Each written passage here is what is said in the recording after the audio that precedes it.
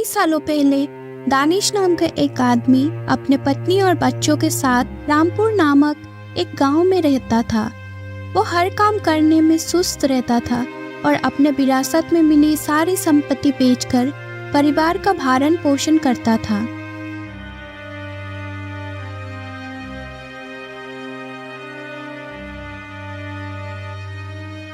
सुनिए, जायदाद बेचकर कब तक खर्चा उठाओगे? हमारे बच्चे भी हैं और खर्चा दिन ब दिन बढ़ते जा रहा है। अब पैसे कमाने के लिए कोई नौकरी क्यों नहीं करते, या फिर कोई अपना व्यवसाय कर लीजिए। ऐसे ही संपत्ति बेचते रहोगे तो ये घर भी नहीं बचेगा। अरे रे, तुम भी मुझे उपदेश देने लग गए। खर्च की चिंता मत करो, मैं जानता हूँ कि मैं क्या कर रहा हूँ। तुम बेहतर समझते हो कि मुझे किसी के अधीन काम करना पसंद नहीं है। मैं किसी भी तरह परिवार का पालन पोषण करूँगा। आपको विरासत पे इतनी जमीन मिली थी, आपने खेती की जमीन को टुकड़ों में बेच दिया और घर चला लिया। इसके बजाय आप जमीन में खेती कर सकते थे। अब तो हमारे पास बेचने के लिए भी कुछ नहीं बचा। कहीं काम कर लीजिए और परिवार का देखभाल कीजिए। मुझे तो चिंता हो रही है कि हमारा क्या होगा। अरे हाँ, मैं समझ गया। मैं किसी भी कीमत पर इस परिवार का ध्यान रखूंगा और इस घर को नहीं बेचूंगा।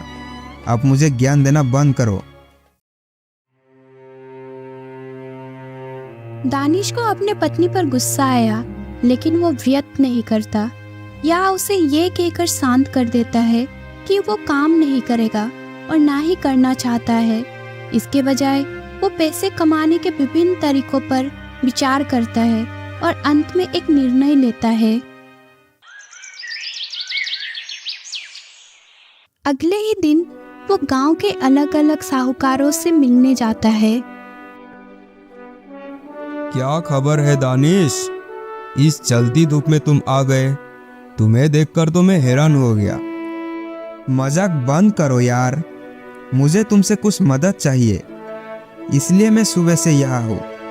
इसके अलावा और कोई कारण नहीं।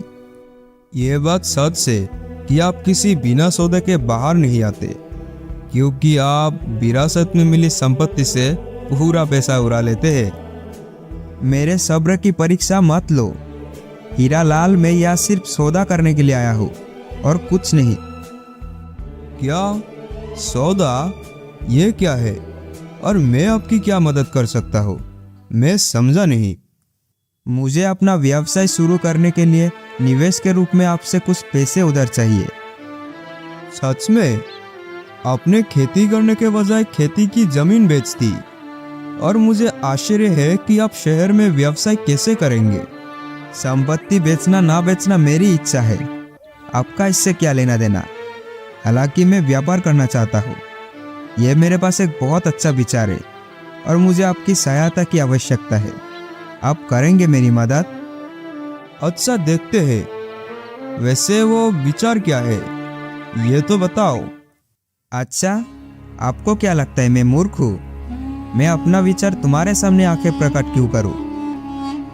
आपकी मर्जी, लेकिन यह बताइए कि आप यहाँ क्यों आए हैं? ज्यादा कुछ नहीं। अगर आप अभी मुझे 10,000 रुपये दे सकते हैं तो मैं इस महीने के अंत तक 40,000 रुपये वापस कर दूंगा। क्या तुम मुझे 40,000 रुपये दोगे अगर मैं तुम्हें अभी 10,000 रुपये दूं? क्या तुम मुझे बेवकूफ़ समझते हो दानिश? ये मेरे व्यवसाय का रहस्य है। वैसे भी अगर आपको विश्वास नहीं है तो मुझे ये पैसा कर्ज के रूप में दे दो। मैं ये पैसा ब्याज सहित आपको वैसे का वैसे लौटा दूंगा। मैं तुम्हें कर्ज कैसे दे सकता हूँ? आपके पास नौकरी या व्यवसाय नहीं है। आप मुझे उन पैसों के लिए भला क्या वादा कर सकते हैं? आप मुझ पर शक कर रहे हो। आप जानते हैं कि मेरे पास मेरा घर है, इसलिए उस घर को आप मुझसे वादा के रूप में ले सकते हैं और एक समझौता लिखे तो आप भी सुरक्षित महसूस करेंगे। दानिश के शब्दों ने हीरालाल को राहत दी, क्योंकि उसे पता था कि ऋण के रूप में पैसे उधार देना, वो भी ब्याज और सही दस्तावेज के साथ, उसके लिए मुनाफा का सौदा है। ठीक है, मैं आपको पैसे उधार दूंगा, लेकिन एक शर्त पर। मैं प्रति 100 रुपये पर 2 रुपये ब्याज के रूप में लूँगा। आपको बिना असफल हुए ब्याज का भुगतान करना होगा। बिल्कुल बिल्कुल, मैं आपके सारे पैसे समय पर चुका दूंगा। ठीक है, ये रहा पैसा। हीरालाल दस्तावेज में सारी बातें लिखकर ब्याज के लिए पैसे उधार दे देता है। दानिश खुशी खुशी वहाँ से चला गया। दानिश उसी तरीके से गांव के सभी अमीर लोगों को एक ही कहानी सुनाकर उनसे बहुत सारे पैसे इकट्ठा करता है और सभी में अधिक पैसे कमाने की आशा की किरण पैदा करता है। दिन के अंत में वो अपने घर लौटता है और अपने पत्नी अपर्णा से जाकर कहता है, अपर्णा, तुम हमेशा मुझे आलसी होने की ताना मारते हो, लेकिन देखो अब मेरे पास कितना पैसा है। अरे इतने सारे पैसे? आपके पास इतने सारे पैसे कहाँ से आया? कौन देगा मुझे? मैंने इस धन को अपने बुद्धिमानी और चतुराई से पाया है। क्या तुम्हें मुझ पर भरोसा नहीं है? मैं जानती हूँ कि आप इतने होशियार नहीं हो। सच सच बताओ, आपने कौन सी चाल चली है? मैंने गांव के सभी साहूकारों से कहा कि मुझे व्यवसाय के लिए धन की आवश्यकता है, तो उन सब ने मुझे ब्याज के रूप में पैसे उधार दिए हैं। क्या तुमने घर गिरवी रख दिया? हे भगवान! नहीं, एक से लिया तो गिरवी रखना है, लेकिन मैंने 5 लोगों से पैसे उधार लिए हैं। समझ में आया तुम्हें? इसका मतलब तुमने उन्हें धोखा दिया? नहीं, मेरे पास एक तरकीब है। मैं अपने पास के गांव में 5 रुपये प्रति 100 से कारोबार करूंगा। हम 3 रुपये प्रति 100 का हिस्सा लेंगे और उन अमीर लोगों से उधार लिया हुआ पैसा हम उन्हें चुका देंगे। तुम समझ रही हो? ये क्या कह रहे हो? आसपास के गांव में व्यवसाय करोगे? क्या आपको लगता है ये संभव है? उन सभी लोगों को ये पैसे कैसे लौटाओगे? अभी हमारे पास ये घर तो है, लगता है ये भी बिक जाएगा। मुझे पता है कि मुझे क्या करना है। मुझे सुझाव मत दो। मैं पास के गांव में जाकर अपने मित्र से मिलूंगा। छोड़ो, जाने दो। तुम्हें जो करना है करो।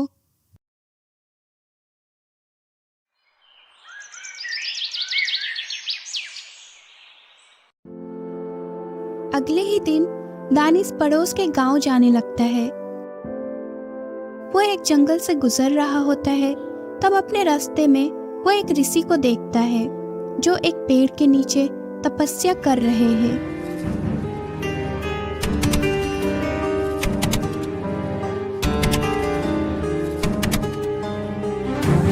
वो ऋषि के सामने सांप को देखते ही ऋषि को सतर्क करने की कोशिश करने लगता है। आदरणीय ऋषि जी, कृपया आंखें खोलिए। ऐसा कहते हुए दानिश ने सांप को दूसरी दिशा में फेंक दिया। उसकी आवाज सुनकर ऋषि ने अपनी आंखें खोली और उसे वहां देखकर वो चौंक गए। तुम कौन हो बालक? तुम क्यों चिल्ला रहे थे और तुमने मेरी तपस्या में विघ्न क्यों डाला? मेरा नाम दानिश है और मैं रामपुर में रहता हूँ। मैं अंबाला जा रहा हूँ। मैंने आपके सामने एक सांप को देखा तो मैंने उसे फेंक दिया। अगर मैं ऐसा ना करता तो वह सांप आपके पैर में डस लेता मुनिवर। उस सांप को दूर फेंककर मैंने आपकी जान बचाई है। ऐसा कहते हुए दानिश ने वो सांप उन्हें दिखाया जिससे उसने फेंका था। दानिश के काम से प्रसन्न होकर ऋषि ने उससे कहा, बहुत अच्छे बच्च, तुमने अपनी जान जोखिम में डालकर मेरी जान बचाई, इसलिए तुम मुझसे कुछ भी मांग सकते हो। मैं अपनी सभी शक्तियों के साथ तुम्हारी इच्छा पूरी करूंगा बच्च। दानिश कुछ देर सोचता है, फिर हाथ में रखे रुपये की थैली की ओर इशारा करता है और अपनी इच्छा के बारे में ऋषि से बात करता है। प्रिय ऋषि, कृपया मुझे एक ऐसा वरदान दे जिससे भी ये पैसा मैंने उधार लिया है, ये वरदान देने के बाद वो मुझसे अपना उधार दिया हुआ पैसा वापस ना मांगे। प्रिय बद्स, जल्दी मत करो। मुझसे ये वरदान मांगने से पहले 2 बार सोचो। बेशक मुनिवर, मैं नहीं चाहता कि लोग मुझसे ये पैसा वापस मांगे। अगर वे पैसा नहीं मांगेंगे तो मैं अपना व्यवसाय कर पाऊंगा और अपना घर बना पाऊंगा। कुछ खेती की जमीन खरीदने के बाद अपनी पत्नी के लिए गहने और अन्य संपत्ति भी खरीद पाऊंगा और थोड़े ही समय के भीतर पूरे मुनाफे के साथ गांव का सबसे अमीर आदमी बन पाऊंगा और एक सफल व्यक्ति भी। तो मुनिवर, मेरी आपसे विनती है कि कृपया करके आप मुझे वो वरदान दे दीजिए। ठीक है, जैसा तुम चाहो। जिन लोगों ने आपको पैसा उधार दिया है वे जब तक जीवित रहेंगे आपसे वापस लौटाने के लिए नहीं कहेंगे। हे प्रिय ऋषि, आपका बहुत बहुत धन्यवाद। मैं हमेशा के लिए आपका आभारी रहूंगा। प्रणाम मुनि। खुश रहो, अब तुम जा सकते हो। ऋषि से विदा लेने के बाद दानिश वरदान को लेकर काफी उत्साहित महसूस करता है और पास के गांव में अपने दोस्त हिमांशु से मिलने उसके घर जाता है।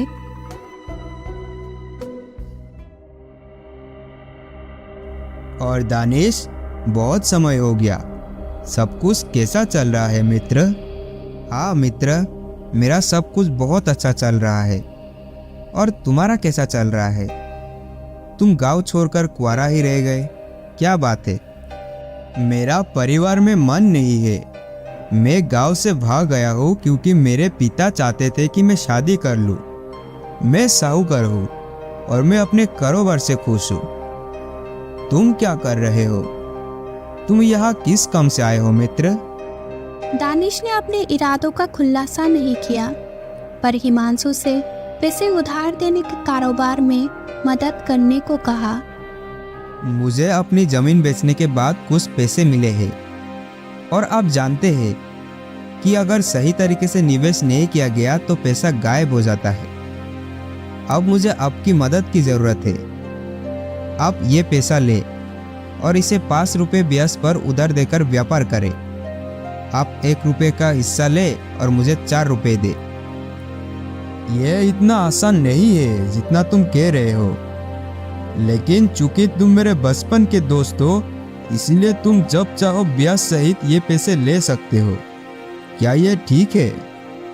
हाँ हाँ, क्यों नहीं, जरूर। पर क्या किसी दस्तावेज पर आप यह सब नहीं लिखेंगे? क्या दानिश, तुम मुझ पर भरोसा नहीं करते? ठीक है, फिर इस पैसे को अपने पास ही रख लो, अगर कोई दस्तावेज की आवश्यकता है तो। ठीक है? अरे अरे ठीक है, ये पैसे ले जाओ और अपने पास रख लो। मुझे जब ज़रूरत होगी मैं तुमसे ले लूँगा। ठीक है, फिर मिलते हैं। इस तरह दानिश हिमांशु को सारे पैसे देता है और खुशी खुशी घर लौट आता है। वो सारी घटना अपने पत्नी को बताता है। क्या तुमने सारे पैसे उस मूर्ख हिमांशु को दे दिया? मैं वैसे भी तुम्हारे दिमाग को नहीं पढ़ सकती। हमें कम से कम ब्याज के पैसे तो मिल ही जाएगा। बाकी आप क्या करने पर तुले हैं ये आप ही जानो। हाँ, अब समझ में आया ना। पैसे कमाने के लिए नौकरी की जरूरत नहीं होती, बल्कि काफी बुद्धिमान होने की जरूरत होती है। इसलिए अब मुझे कभी भी ज्ञान देने की कोशिश मत करना, ठीक है? अच्छा, बकवास बंद करो। कड़ी मेहनत से बचने के लिए मुझे मनगढ़ंत कहानियां मत सुनाओ। अरे कहानियां नहीं प्रिय, बस इंतजार करो और देखो कि हम गांव के सबसे अमीर आदमियों में से एक बनने वाले हैं। और कुछ इस तरह दानिश अपने व्यापार करने के विचार से उत्साहित महसूस करता है और सोचता है कि ऋषि के वरदान के कारण कोई साहूकार उससे पैसे वापस करने के लिए नहीं कहेगा। इस तरह से 5 साल बीत जाता है। फिर एक दिन साहूकार का बेटा दानिश के पास आता है और आकर उससे कहता है, सुन लो दानिश, तुमने 5 साल पहले मेरे पिता से पैसे लिए थे और ब्याज भी नहीं दिया। कृपया करके मेरा पैसा लौटा दे। उसकी बात सुनकर दानिश सोचने लगा कि करण को उस कर्ज के बारे में कैसे पता चला, जबकि उसके पिता ने एक बार भी उससे नहीं कहा था। वो ऋषि के वरदान पर विचार करते हुए सोचता है और उससे पूछता है, क्या मैंने तुम्हारे पिता से पैसे कब लिए? तुम्हें कैसे मालूम?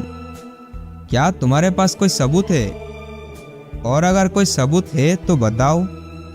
दानिश ने करण को झांसा देने की खूब कोशिश की, पर तुरंत करण ने उसे वो दस्तावेज दिखाया जो वो अपने साथ लाया था। ये देखो, तुम्हारे द्वारा दस्तखत किया हुआ दस्तावेज। अब झूठ मत बोलो और मेरा सारा पैसा 1 हफ्ते के अंदर मुझे वापस कर दो, वरना मैं तुम्हारे घर पर कब्जा कर लूंगा। दानिश को कड़ी आवाज में चेतावनी देते हुए करण वहां से चला जाता। दानिश इन सभी घटनाओं से हैरान है, क्योंकि सभी साहूकारों के बेटे घर आए और दानिश को 1 हफ्ते के अंदर कर्ज चुकाने की चेतावनी देकर चले गए। ये सब देखकर और उनकी बातचीत सुनकर अपर्णा ने अपने पति के पास आकर उससे कहा, क्या हुआ? आपने मेरी बात नहीं मानी ना? यह आपकी मूर्खता का ही परिणाम है। अगर आप मेहनत करते तो ऐसे नहीं होता। अब आपके लिए हुए पैसे और उसका ब्याज एक ही साथ चुकाना पड़ेगा। आप घर नीलाम करने की नौबत आ गई है। आपने ऐसा क्यों किया? हम अपने छोटे से बच्चों को लेकर कहाँ जाएंगे? हे भगवान, अब हम क्या करें? दानिश, जो अपने ही विचारों में खोया हुआ था, वो अपनी पत्नी से कहता है, रुक जाओ, मैं जानता हूँ कि मुझे क्या करना है। मैं हिमांशु से अपना सारा पैसा वापस लूँगा। मैंने जो उसे दिया था, मुझे उसका 4 गुना मिलेगा। मैं जाकर उसे लूँगा और सारा कर्ज चुका दूँगा। तुम बिल्कुल भी चिंता मत करो। इतना कहने के बाद वो तुरंत अपने दोस्त हिमांशु के घर के लिए रवाना होता है, पर वहाँ पहुँचकर उसके घर को बंद पाता है। फिर वो हिमांशु के पड़ोसियों से हिमांशु के बारे में पूछने जाता है। महोदय जी, क्या मैं आपसे कुछ पूछ सकता हूँ? क्या आप बता सकते हैं कि साहूकार हिमांशु का घर कहाँ है? पर क्यों? क्या तुमने उसे पैसे उधार दिए हैं? हाँ बिल्कुल, पर वो है कहाँ? साहूकार के धंधे में मदद के लिए कई लोग उसके घर आए।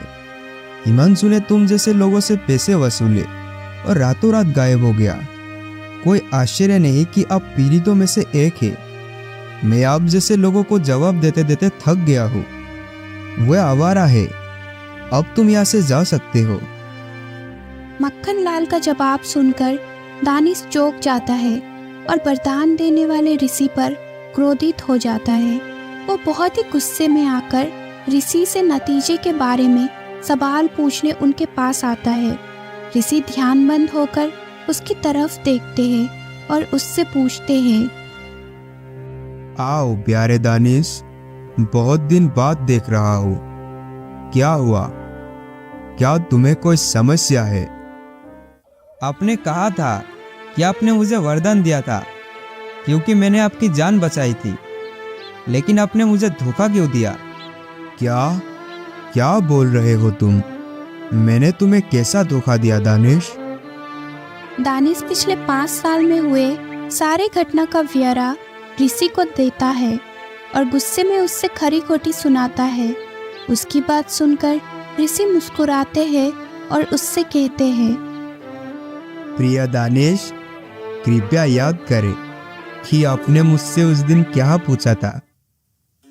क्यों नहीं, मुझे याद है। मैंने कहा था कि जिस व्यक्ति ने पैसा उधार दिया है वो मुझसे वापस ना मांगे। तो यही कारण है कि उन साहूकारों ने जब तक जीवित रहे तुमसे नहीं पूछा। तो तुम्हारा वरदान तो पूरा हो गया, लेकिन उस पैसे पर उनके वारिसों का अधिकार है, इसलिए उन्होंने कर्ज वापस मांग लिया। तुमने कहा था कि लोग आके वापस नहीं मांगे, बल्कि आपको मांगना चाहिए था कि कोई भी कर्ज नहीं होना चाहिए। तो इस हिसाब से मैंने तुम्हें कोई भी धोखा नहीं दिया है। आदरणीय ऋषि जी, मैंने इस बात पर ध्यान नहीं दे पाया, लेकिन मेरे मित्र ने जब मैंने उस पर भरोसा किया तो मुझे धोखा दिया।